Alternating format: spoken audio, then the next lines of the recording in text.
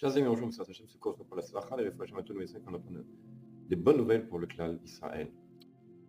Alors, pour ce qui est la cachérisation d'ustensiles, de fours, etc., on va parler de la cachérisation du four à micro-ondes. Vous savez que le four à micro-ondes, évidemment, ce n'est pas un four comme les autres.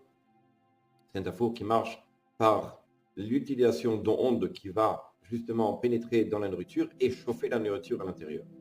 Ces ondes-là sont capables de rentrer à travers la porcelaine, à travers le verre, mais évidemment pas à travers le fer puisque les rayons sont renvoyés.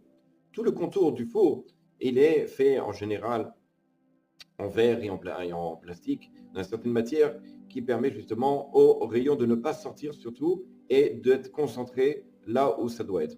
Maintenant, lorsque l'on cuisine quelque chose, souvent les gens ont l'habitude de passer de bassar halav, c'est-à-dire de la viande au lait à viande, en faisant quelques manipulations. Évidemment que c'est des choses à déconseiller parce qu'au bout d'un moment, on risque de se tromper ou de faire des choses erronées. Évidemment, il vaut mieux avoir un four halavi, un four bassarier. Maintenant, en ce qui concerne Pessah, lorsqu'on veut cachériser pour Pessah.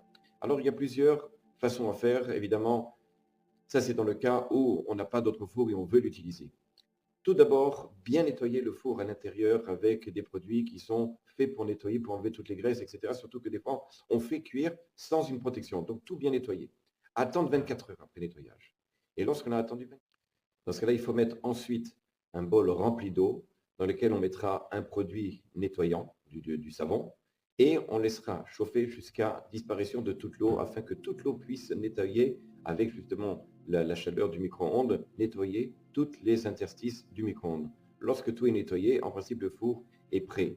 Le conseil que nous donnent les poskim, comme le Rav Yosef et d'autres poskim, c'est d'utiliser avant de mettre quoi que ce soit dedans, quelque chose qui soit parvé, quelque chose qui soit neutre, pour, on va dire comme ça, faire de telle sorte que la cuisson, elle rentre, s'il reste en quelque chose, la cuisson, elle rentre dans le gâteau, et à ce moment-là, on pourra, à la rigueur, changer, de passer de lait à la viande. En tout cas, pour ça, on pourra à ce moment-là l'utiliser. Mais attention, il y a un détail qui est important. D'après des poskim, il faudrait changer quand même le plateau tournant et mettre un autre plateau tournant. S'il n'y a pas de plateau tournant, on n'arrive pas à en trouver, on mettra une assiette, certaines assiettes en plastique qui sont résistantes au four au micro-ondes.